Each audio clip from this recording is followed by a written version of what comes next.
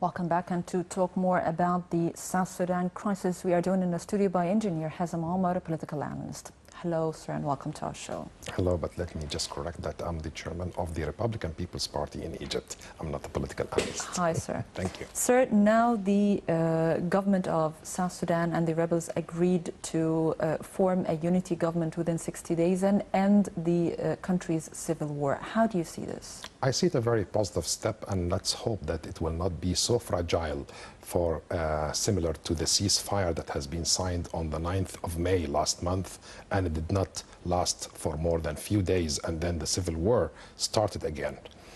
The conflict in south of Sudan, which started, the spark started by a conflict of power and distribution of wealth between Salva Kiir, the President Salva Kiir, and his deputy Riek Machar, actually has led to killing of thousands, and also hundreds of thousands have been leaving their homes, their land as refugees. So Egypt is very concerned, and gaining stability and peace in south of Sudan is a strategic goal to Egypt, as we consider that Sudan is the natural depth of our own national security. How far dangerous is the situation in South Sudan if we compare it, or if we talk about it's a neighboring country to Egypt? What are the dangers of the situation there? It is. Any country that is sharing borders with Egypt, stability is very important. Now, we have already seen our west borders with Libya. There is a great deal of instability due to the what's so-called Arab Spring. And also now we have another instability in our south border with Sudan. When there is a civil war or instability, it exports chaos to their neighboring countries, and also you may be forced to receive refugees, or maybe you will be threatened by the fact that you will see a foreign troops to be deployed in such a country, and this does not help the Egyptian national security. That's why even in Darfur, if you see the peacekeeping troops, you will find that the majority of the troops, or Egypt has the largest number of troops for peacekeeping, was mainly in Sudan. So it is not to our interest, apart from being an Arab, part of the Arab world, and Egypt holds a responsibility, and it has a pioneering role, and it has a leading role in uniting the Arabs together and trying to avoid the dividing countries and conflicts and stuff like that. So basically, Egypt has been very busy in the past 3.5 years, focusing mainly on its internal and domestic affairs. But now Egypt is stepping back and regaining its position in the African continent, and stepping back and taking her seat in the African Security and Peace Council. And as we can see that our new president, elected President Abdel Fattah al-Sisi, is going to Algeria, and I believe that he will have talks with the president of Algeria regarding Libya. We have many concerns in Libya, and tomorrow he is going to Guinea for the NEPAD Initiative Organization meeting. So I think that it is time that Egypt will focus again and regain her role in the African continent. Okay, the UN has estimated that about 4 million people are on the brink of starvation because of the conflict going there in South Sudan. How far it represent dangerous on the economic situation if a deal did not reach between South Sudan government and the rebels? Of course, it will reflect a big problem not only to Egypt but to the whole world. I mean, we have a responsibility towards millions of people who will face starvation. So basically, we don't want to wait and to see this happening. And also, it will delay so many projects for development.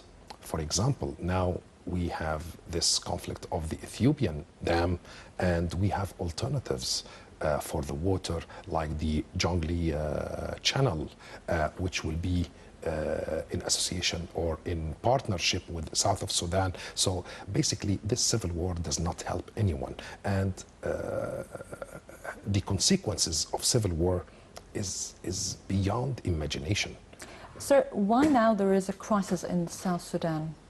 Why the crisis now happened in South Sudan? Why suddenly we found South Sudan is in a major crisis? South Sudan and Egypt played also a big role in that, had the peace for 9 years, until the spark started between a conflict of power between President Salva Kiir and his deputy Riek Machar. This very quickly reflected on the ground, and it was like pouring fuel to the spark or to the fire that led to the civil war. And the United States, they have practiced a lot of pressure on both, and also on the generals who are to end this conflict, to the extent that the United States threatened that they will be put on trial as criminals of war. And this led, under pressure, to sign the ceasefire on 9th of May. But it was too fragile because it was under pressure, it was under threat. I believe the main cause is conflict of power and conflict on distributing the revenues of the oil. The oil revenues are the energy revenues. So I believe that forming this unity government may be a good step on the way for agreeing on arranging or redistribution of wealth and also power. So this might be a solid step on the way.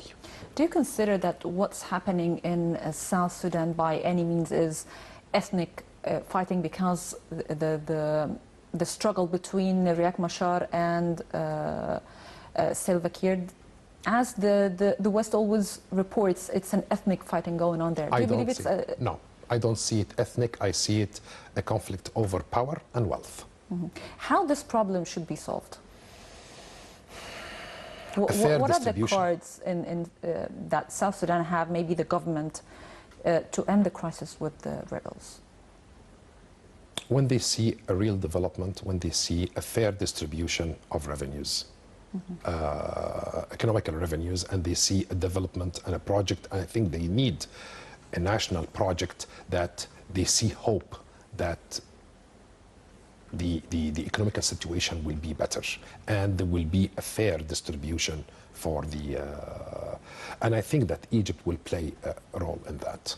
What should Egypt do to help in solving this problem? Egypt enjoys a good credit with both with Salva Kiir and with Riek Machar, and I believe that historically Egypt has a very heavy weight in the African continent. And also, during in the past, historically, Egypt played a big role between also the conflict between South Sudan and North of Sudan. So Egypt enjoys a very good credit with both. Also, but Egypt cannot impose itself. But Egypt, as a mediator, it's an honest mediator. But it has to be upon the request of both parties, and upon agreement with both parties. And I think also Foreign Minister Sameh Shoukry held a side talk the day before yesterday with the South of Sudan Minister of Foreign Affairs, also talking about Egypt is willing to help economically and technically and also as security. So Egypt will do whatever it takes to regain the stability and peace in South of Sudan. Okay, now South Sudan holds the third largest oil reserves in the sub-Saharan Africa after Angola. How far this will affect the oil worldwide? the prices of the oil world, or it will not have an effect?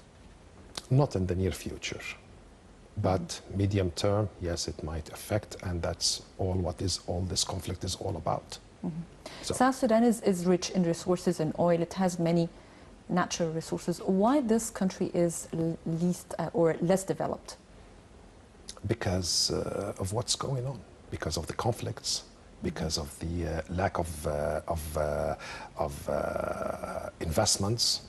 They need foreign direct investments. They need exploration companies to go there and to explore for the oil, and they need a lot of work ahead. That's why I told you that I believe that the reserves of South Sudan will not affect the price of the energy and oil in the near future, but in the medium term, yes, it might be.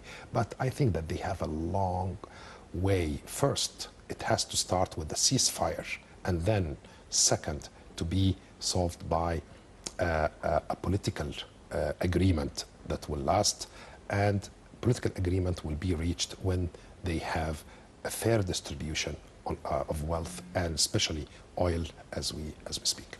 Okay.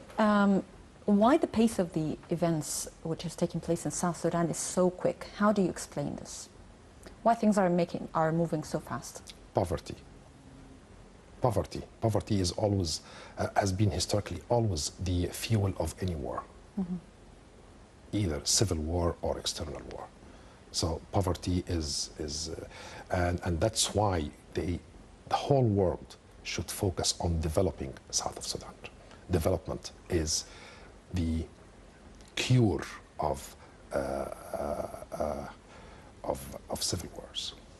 And do you believe that other neighboring countries should play a role in what's going in South Sudan? Apart, of course, Egypt is going to have its role, but what about the other neighboring countries? I believe that they have a role, and I believe that this has been already discussed, and it will be discussed, I believe, day after tomorrow in Nepal. Yes, they do have a role, because when there is instability in a certain region, it grows and it has its implementation and its effects on the neighboring countries. And I believe that even Minister of Foreign Affairs Sameh Shukri, when he met Bernaba, the Minister of Foreign Affairs in Sudan 2 days ago. Also, I believe that the Minister of Foreign Affairs of Tanzania has attended this side talks and this meeting. So they do have, but also it depends on their situation and their position and what they can provide. And you know that most of the African countries are, third world countries. And there is not much that they can provide, but I believe that there is a responsibility on the superpower of the world and the rich G8 or the G7. I believe that they have a role also in restoring the peace and stability in the African continent. And what if the situation is still and will be unclear in South Sudan, and it will not going to be solved in the near future? What do you expect to happen if things goes worse? It will not be to the interest of South Sudan, and it will not be to the interest of Egypt, and it will not be to the interest of the region in general. Because if this will go on, I believe that we will see a more or a larger scale of foreign troops to be deployed. Do you expect that foreign troops can be deployed in South Sudan? This is one of the possibilities. Do you believe that's why the international community did not interfere in the situation until this moment? We feel that they are not even lending a hand of help, and they are just... We hear only statements, but no real action happened so far in South Sudan. Let's not jump to conclusions, and let's hope that it will be solved, and we see today a positive step on the road. So let's be let's keep the hope. Let's keep the hope, and also and we will work, and Egypt will work and will mediate. But why, from your own point of view, the international community did not intervene? Why? They tried. The United States tried, and it led to an agreement of ceasefire as I mentioned before, last month in May, precisely 9th of May, but it was too fragile and did not last for long because it did not have the basis, the solid ground for a ceasefire. Or maybe both parties are not, as we say, they don't want a peace deal. Maybe they want things to go on like this until one will win the situation in the end. I cannot say that this is an overstatement, but I believe that our role is to advise and to warn as well about the consequences. And I believe that they started to feel the consequences, and it's going to be a bad consequences. And that's why I see a positive move from both of them, and forming this unity government might be a good step in the solution. So you're optimistic, sir? Yes, I am. Well, Engineer Hazem Omar, thank you for joining us, and welcome once again to Africa Today. Thank you so much. Thank you. Thank you. Well, this brings us to the end of our Africa Today. I'm Dina Mandouh. Thank you for watching.